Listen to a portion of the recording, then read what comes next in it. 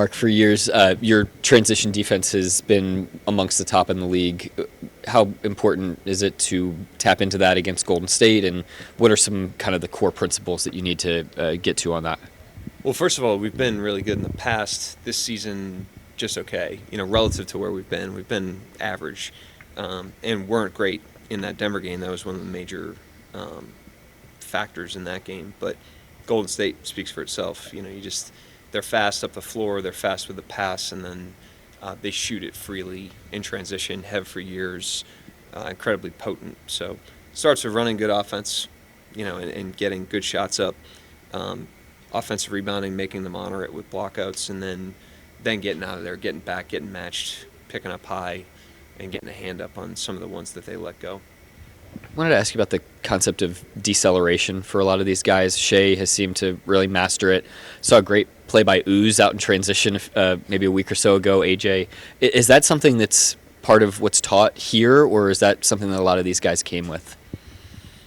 It's not like our curriculum. Most of our stuff is like systematic. Um, Most of our player development stuff really is system and fundamental based, and then all that other stuff, they get on their own with their own creativity in the summertime. Um, that's like artistic expression of a player, and we're not going to really take a lot of credit for that. They kind of get that going on their own, and we give them the space to do it as long as it's inside of what we're doing, which it usually is.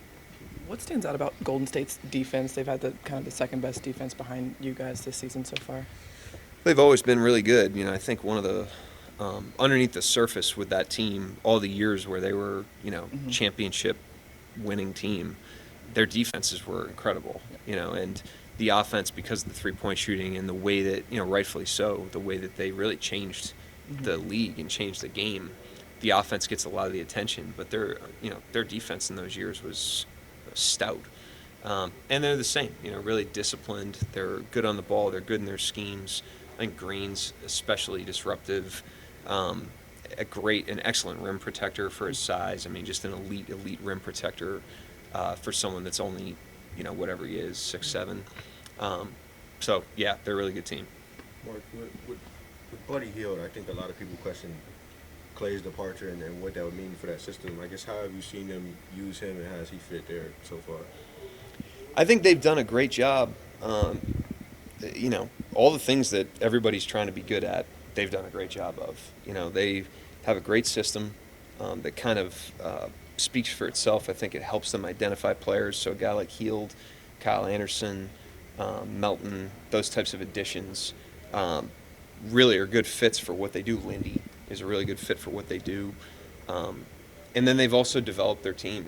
Pajimski is homegrown and developed, and Kuminga homegrown, developed. Moody homegrown, developed. So the combination of systematic play, development, I think's on display there. And I think that's a huge reason as to why they've gotten off to such a good start. They've done a great job.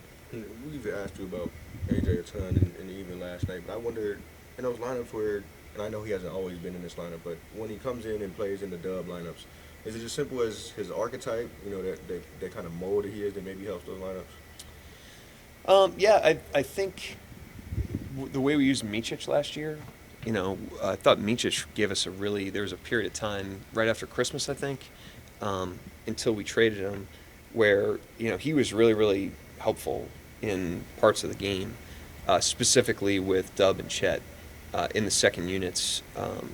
That he was a great complement to what we had going there, and AJ has a similar skill set. I mean, AJ is a point guard. He runs the game. He understands where everybody should be, and I think that is helpful. It helps you get organized. It gives you a secondary playmaker out there on the court. We haven't done that every single night because we're looking at a lot of different things. We've played small in that part of the game at different times, so it's shifted his stuff around, but he has been highly effective in those situations. What's the preparation process like for defending someone like Steph? Well, the good news is with our continuity and our growing experience, we now are to the point where we've played against him a lot. At least the core of our team has played against Golden State a lot. And so these scouts become more review and small adaptations to Heald and Kyle Anderson are new faces for Golden State, but there's a cumulative effect to learning the league and to learning the game plans over time.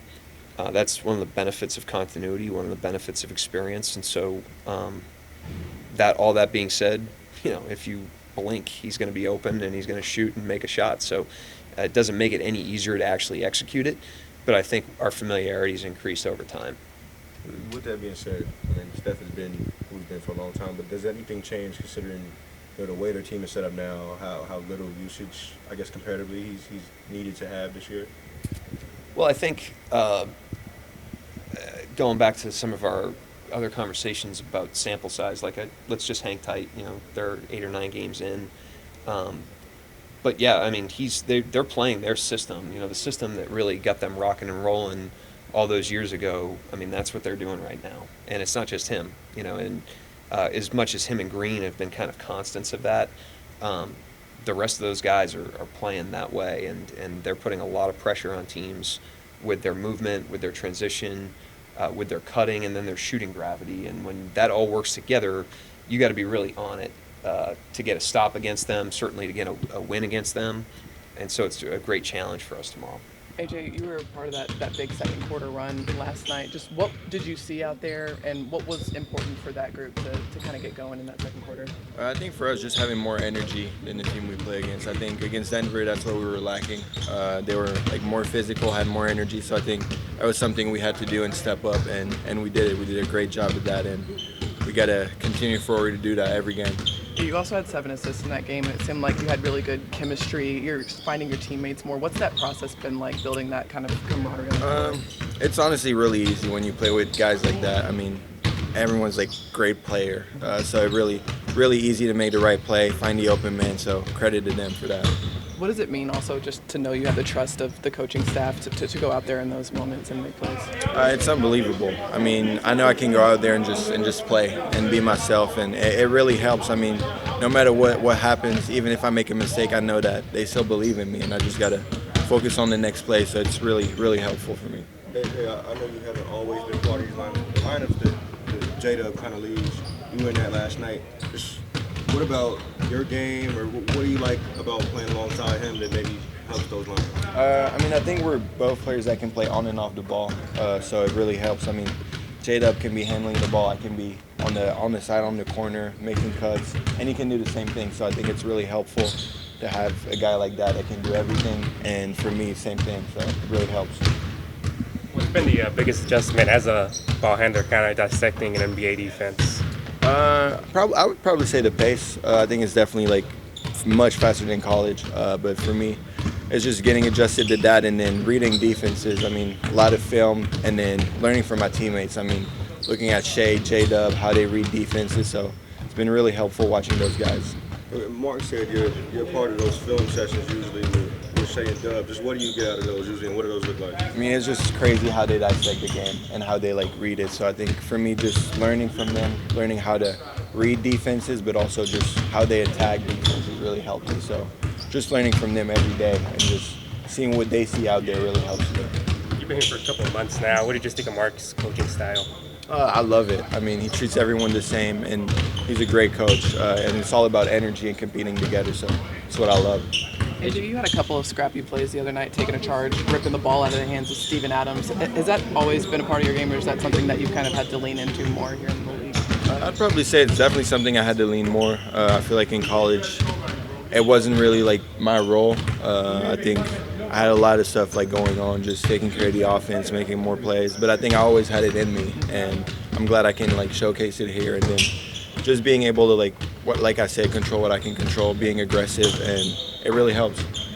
Between preseason and regular season, you got about a dozen games now of walking into these NBA arenas that you've probably only seen on TV before. I mean, how have you digested some of those moments of just walking into the back hallways and trying to figure out where to go and all those things? It's crazy. I mean, the first few games I was talking with some teammates, I was like, it's like 2K. Yeah. When you walk in, you start warming up. So it's been a crazy experience. Now I'm kind of getting used to it a little bit more, so it's not as big as an adjustment, but it's definitely the first few games I was in awe. I was just I'm in 2K right now, so it's pretty cool. Yeah. You were really good rim finisher in college? Kind of what are the differences of finishing around the rim in the NBA? I mean, dudes are bigger, dudes are more athletic, so it's definitely an adjustment. But I think just my craftiness, keep like working on that and staying on top of it, just keep getting better every day is going to help me for sure.